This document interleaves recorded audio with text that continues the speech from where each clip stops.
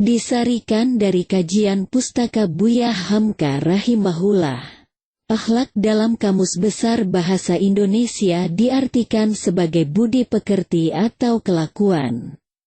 Dalam bahasa Arab, akhlak juga bisa berarti perangai, kebiasaan, tabiat atau bahkan agama.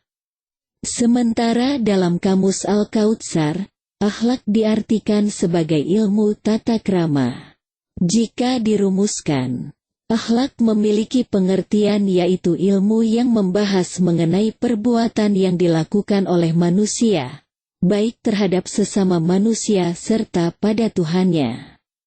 Selain itu, akhlak juga dapat diartikan sebagai perbuatan baik yang harus dikerjakan dan menghindari perbuatan buruk. Pentingnya akhlak dalam Islam. Meski berasal dari bahasa Arab namun akhlak tidak banyak ditemukan dalam Al-Quran melainkan banyak dijumpai dalam hadits. Menurut Buya Hamka rahimahullah, hakikat akhlak mencakup dua syarat yakni perbuatan itu harus konstan yaitu dilakukan berulang kali dalam bentuk yang sama, sehingga dapat menjadi kebiasaan. Dan diniatkan karena Allah semata. Kedua, perbuatan itu harus tumbuh dengan mudah tanpa pertimbangan dan pemikiran, yakni bukan karena adanya tekanan, paksaan dari orang lain atau bahkan pengaruh-pengaruh dan bujukan yang indah dan sebagainya.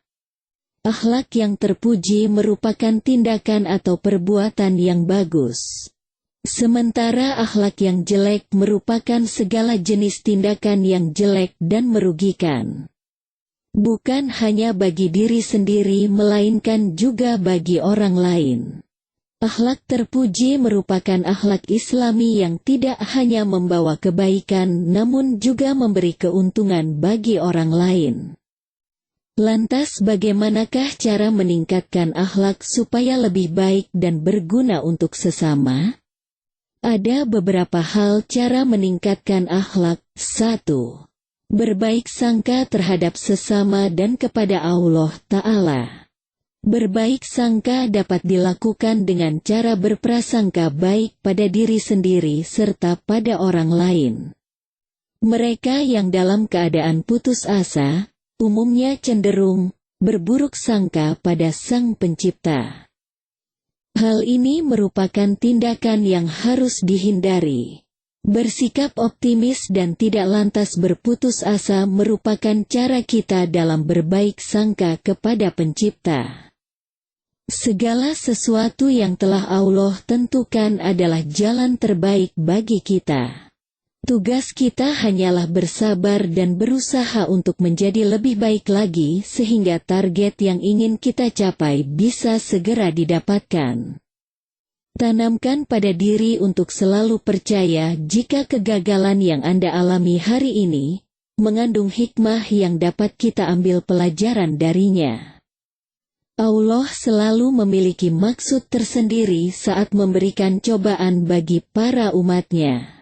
Jangan lantas bersedih saat gagal meraih cita-cita dan jangan lantas berburuk sangka jika Allah tidak sayang pada hambanya ketika Anda berada dalam keterpurukan. Dalam keadaan apapun, kita sebaiknya senantiasa melontarkan kalimat syukur atas kebesaran Allah yang Maha Kuasa. Seperti yang tertulis dalam Quran Surah Al-Jathiyah ayat 12 dan ayat 13 yakni, Allah yang menundukkan lautan untukmu supaya kapal-kapal dapat berlayar padanya dengan seizinnya. Dan supaya kamu dapat mencari sebagian karunia-Nya dan mudah-mudahan kamu bersyukur. Dan Dia menundukkan untukmu apa yang ada di langit dan apa yang ada di bumi semuanya, sebagai rahmat daripadanya. Sesungguhnya pada yang demikian itu benar-benar terdapat tanda-tanda kekuasaan Allah bagi kaum yang berfikir. Dari ayat di atas, terkandung pengertian bahwa Allah telah memberi banyak kebaikan pada manusia. Hanya saja mereka kurang bisa menyadari dan bersyukur atas apa yang telah dimiliki. 2. Bertaubat. Setiap manusia tentu pernah yang namanya berbuat salah. Bahkan mereka yang dicap sebagai orang baik pun, tentu tidak luput dari yang namanya dosa.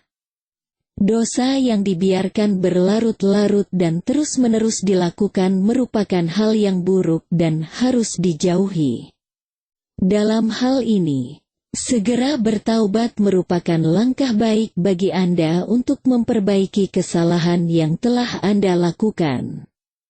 Taubat merupakan kembalinya manusia dari berbuat buruk ke arah yang lebih baik dengan cara menata sifat serta kelakuannya supaya kembali bersih. Dengan sifat serta kelakuan yang baik melalui jalan bertaubat, maka akhlak kita akan semakin meningkat.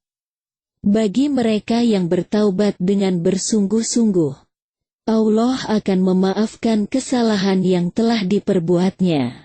Kejelasan dari kata taubat juga disinggung dalam salah satu ayat Al-Quran, yakni pada Quran Surah Ali Imran ayat 135. Dan juga orang-orang yang apabila mengerjakan perbuatan keji atau menganiaya diri sendiri, mereka ingat akan Allah, lalu memohon ampun terhadap dosa-dosa mereka, dan siapa lagi yang dapat mengampuni dosa selain daripada Allah? Dan mereka tidak mengharuskan perbuatan kejinya itu, sedang mereka mengetahui. Ayat mengenai taubat memang banyak disinggung dalam Al-Quran, bahkan ada satu surat yang membahas makna pertaubatan manusia, yakni surat At-Taubah. 3. Taati syariat agama.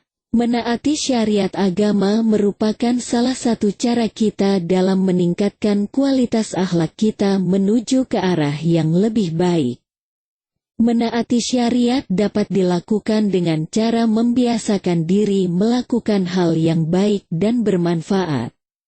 Bermanfaat dalam hal ini, tentu bermanfaat bagi diri sendiri serta bagi orang lain. Jauhi hal-hal yang buruk dan bertentangan dengan aturan. Hasil dari mengikuti syariat supaya akhlak semakin terpuji adalah kehidupan yang menjadi lebih tenang. Terbentuknya sikap dan perilaku yang positif serta bebas dari yang namanya permusuhan. 4. Berlaku baik dengan sesama. Bagi seorang remaja, akhlak terpuji dapat dilakukan dengan cara menunjukkannya pada kehidupan pergaulan mereka. Seperti perilaku yang berikut ini. Tunjukkan jika Anda memiliki solidaritas yang tinggi antar sesama, jaga kerukunan serta kebersamaan antar teman, saling tolong dan tidak pandang bulu terhadap siapa saja yang tengah membutuhkan. Pertolongan saling menghargai antar sesama teman, memiliki jiwa kepahlawanan dengan cara menonjolkan sikap keberanian serta mau berkorban untuk kebaikan. 5. Adil. Sikap adil merupakan cermin akhlak yang baik. Dalam istilah, adil memiliki pengertian yakni suatu sikap yang tidak memihak atau sama rata. Dalam hal ini, seseorang tidak boleh memihak salah satu pihak saja dan membiarkan pihak lainnya, tidak mengurangi ataupun menambah bagi yang lain, dan tidak boleh pilih kasih. Juga perlu bersikap adil pada diri sendiri. 6. Benahi cara berpakaian sesuai dengan syariat agama. Terutama bagi kaum Hawa, Islam memiliki aturan tersendiri dalam adab berpakaian. Berpakaian memiliki pengertian yaitu barang apa saja yang digunakan oleh seseorang mulai dari kerudung, jaket, celana, rok, serta baju yang dikenakannya. Pakaian seseorang dapat menentukan kualitas diri seseorang. Semakin baik pakaian seseorang, maka cerminan sikap baik pula yang tampak. Sebaliknya, Semakin buruk cara berpakaian seseorang, maka orang tersebut akan dicap sebagai orang yang kurang bersopan santun. Dalam agama Islam, adab berpakaian lebih ke keperluan menutup aurat. Dalam hal ini cara berpakaian akan dikenakan ketentuan hukum. Dalam Islam, adab berpakaian juga memiliki nilai ibadah. Tidak hanya itu, kepentingan menutup aurat juga mampu menghindarkan seseorang dari bahaya asusila, melindungi tubuh dari sengatan matahari serta sebagai identitas. 7. Ingat dan pelajari sejarah hidup Rasulullah. Meningkatkan akhlak bisa dilakukan dengan cara mencontoh apa-apa saja yang dilakukan oleh Rasulullah semasa hidupnya. Mencontoh banyak perilaku Rasulullah dapat meningkatkan kualitas diri Anda, terutama dalam hal akhlak. Kehidupan Rasulullah merupakan contoh tauladan yang baik sehingga dapat membuat Anda senantiasa berperilaku baik dengan tidak merugikan orang lain. Melainkan sebaliknya, Anda akan lebih banyak memberi manfaat dan menguntungkan bagi sesama. Kehidupan Rasulullah dipenuhi dengan akhlak yang mulia dengan tingkat kesabaran luar biasa. Beliau juga merupakan sebaik-baiknya contoh dalam berakhlak. 8. Bergaul dengan mereka yang berakhlak baik. Cara meningkatkan akhlak yang paling mujarab adalah dengan cara bergaul dengan mereka yang berakhlak baik. Hal ini dapat membuat Anda yang tadinya masih memiliki sifat kurang terpuji, dapat dengan sendirinya terbawa sifat baik teman-teman Anda sehingga Anda mampu membangun karakter diri yang berkualitas. Berteman dengan teman yang berakhlak baik mampu menjauhkan kita dari teman yang gemar berbuat maksiat, yang dapat meracuni akal dan tindakan kita menuju ke arah keburukan. 9. Terima nasihat. Cara lainnya untuk meningkatkan akhlak diri adalah dengan cara menerima nasihat. Tidak semua nasihat didengarkan, melainkan hanya nasihat yang baik dan bersifat membangun saja. Dalam hal ini tentu Anda harus lebih berlapang dada dalam menerima nasihat orang lain. Ada saatnya ketika kita tidak sadar dengan kekurangan maupun sikap buruk kita sendiri, sehingga membutuhkan orang lain untuk membantu membenahinya. Perlunya sikap berlapang dada merupakan hal yang baik dengan tujuan memperbaiki sekaligus untuk meningkatkan akhlak kita sehari-hari. 10. Bertamu dengan sopan. Bertamu memiliki pengertian berkunjung ke rumah orang lain, entah rumah teman, sahabat atau bahkan kerabat untuk suatu tujuan atau maksud tertentu. Bertamu memiliki banyak manfaat terlebih untuk menjalin suatu silaturahmi. Dalam bertamu tunjukkan sikap yang baik dan tidak membuat pemilik rumah merasa kurang nyaman atas kedatangan dan perilaku Anda. Meski teman dekat sekalipun, namun adab bertamu juga harus terjaga. Meningkatkan akhlak merupakan hal yang harus dilakukan terutama jika sebelumnya Anda melakukan banyak kesalahan ataupun perilaku buruk yang dapat merugikan.